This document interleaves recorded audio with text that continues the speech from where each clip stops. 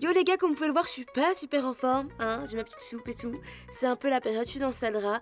Vous y passerez aussi, clairement. Mais bon, si Easy, il doit être fait, eh bien je le ferai, c'est tout. Alors on va commencer par Aloj Abraham, ça c'est le papy qui est plus stylé que toi. On va aussi revenir sur le fait qu'il y a B2O est bien sur le trône. Et quand je parle du trône, je veux pas dire la toilette, vraiment sur le trône. Et il y a aussi la sortie ciné.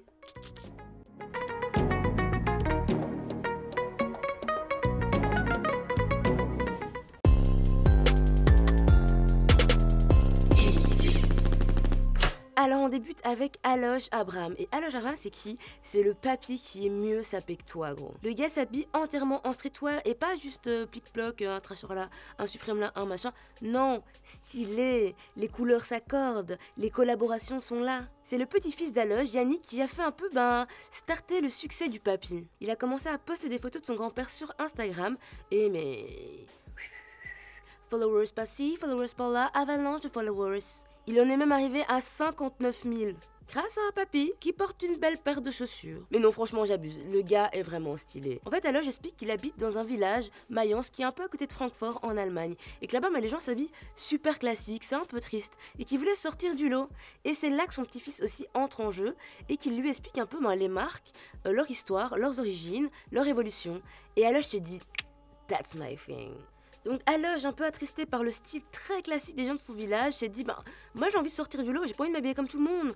Et ça me botte. Mais le papito précise bien que il adore les marques, ok, mais il a pas besoin de ça pour s'habiller. S'il trouve un truc confortable, c'est le plus important, des vêtements dans lesquels il se sent bien. Et à tous ces détracteurs qui lui disent que c'est pas de son âge, Aloj répond il y a pas d'âge pour porter quelque chose, ça veut rien dire d'être trop vieux pour quelque chose. Bim. Je pense qu'on n'a pas fini de parler de ce papy et qui va vite devenir égérie pour de grandes enseignes. Papy fait de la swagance.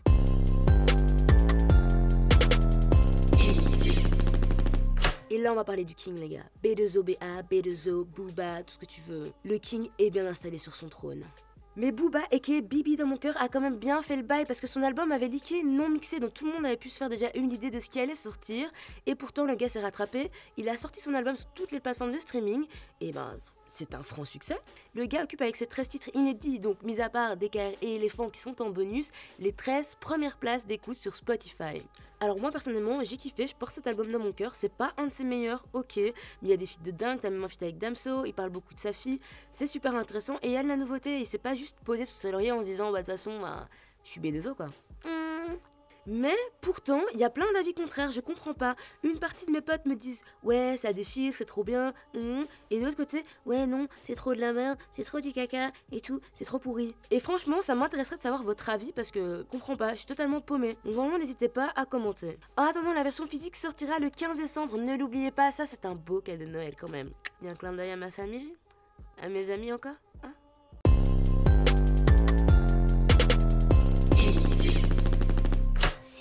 Ciné. Alors déjà, je tiendrai à féliciter nos grands gagnants de cette semaine qui reçoivent leur place UGC pour le film de leur choix. Et c'est Trinidad Niquez et Pierre Touichimé.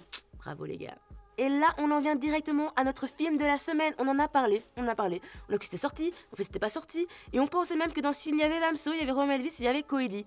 En fait non, parce qu'en fait, on a beaucoup entendu parler de la BO de ce film, qui est 100% belge, avec que des rappeurs d'ici. Et le film en lui-même, les gens l'ont un peu oublié en fait. Alors qu'à la base, c'est un film de François Troukens, qui est un célèbre gangster. Bien de chez nous aussi. Le gars a fait la une des tabloïds fut une époque, et pas pour sa musique ou son talent en dessin. Hein? Faut le dire, hein? C'était plus pour des casses, des braquages et des trucs comme ça, hein. Très OG, le gars. Mais bon, on va pas s'étaler, parlons plutôt de son film qui réunit des acteurs, mais le premier choix. Vous aurez droit à du Bouli Lanners, à du Olivier Gourmet dans une bonne histoire bien crapuleuse. Dans cette histoire, on se retrouve avec Frank Wallen, braqueur de haut vol qui pense avoir réalisé un dernier casse magistral. Sauf que non. Suspect idéal, Frank Wallen et toute sa bande se retrouvent mêlés à une histoire criminelle vieille de 3 décennies. Il semblerait que les tueurs fous soient de retour. Bonne annonce. Impact dans 50 mètres. 40, 30, 20, 10, go!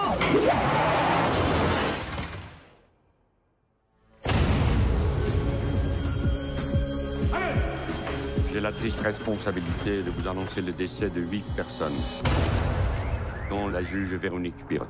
lâchement assassinés par de véritables prédateurs. Pourquoi t'as fait ça? J'ai rien à voir avec ça. Tu vas prendre cher. 30 ans, tu sortiras plus, Valken. Je peux faire entrer un flingue. On a perdu Valken. Et à mon avis, il est déjà loin. Non. Ça, c'est ce qu'il veut nous faire croire.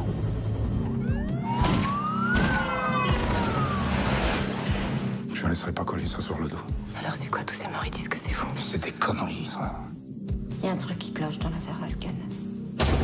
La bande des tueurs fous en 1985. On a affaire à des gens infiltrés dans toutes les sphères de l'État. Nous avons toutes les preuves, monsieur le ministre. Regardez son tatouage. C'est Valken. Ça fait longtemps que je te cours après, hein. Maintenant, je te tiens. Plus de juges pour enquêter, plus d'informateurs pour dénoncer. Faut bien admettre que quelqu'un agit à merveille pour brouiller les pistes. Hein. Et pour la question de la semaine, qui se retrouve dans la fameuse BO 100% rap belge du film Tueur? 1. Michel Sardou. 2. Johnny Hallyday. Ou 3. Damso. N'oubliez pas que pour participer, la question elle est juste en dessous de l'épisode. Il suffit de cliquer, de s'inscrire, c'est easy.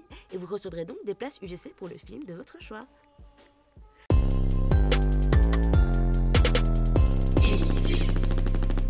Bon, c'est déjà l'heure de se quitter, mais n'oubliez pas que le top 3 il est disponible sur l'application Tarmac et le site Tarmac. Et tant que vous y êtes, profitez, parce qu'on a toute la BO du film Tueur qui est disponible sur nos web radios, donc enjoy! En attendant, on se retrouve demain, et j'espère plus en forme.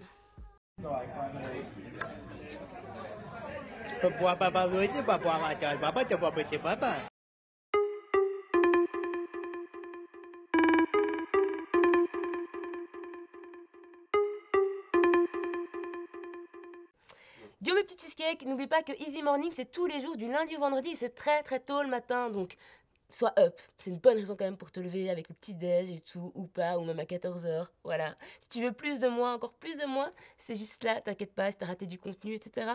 Et si tu veux t'abonner, parce qu'il faut absolument que tu t'abonnes, c'est juste là, aussi simple que ça, et tu me verras tous les jours.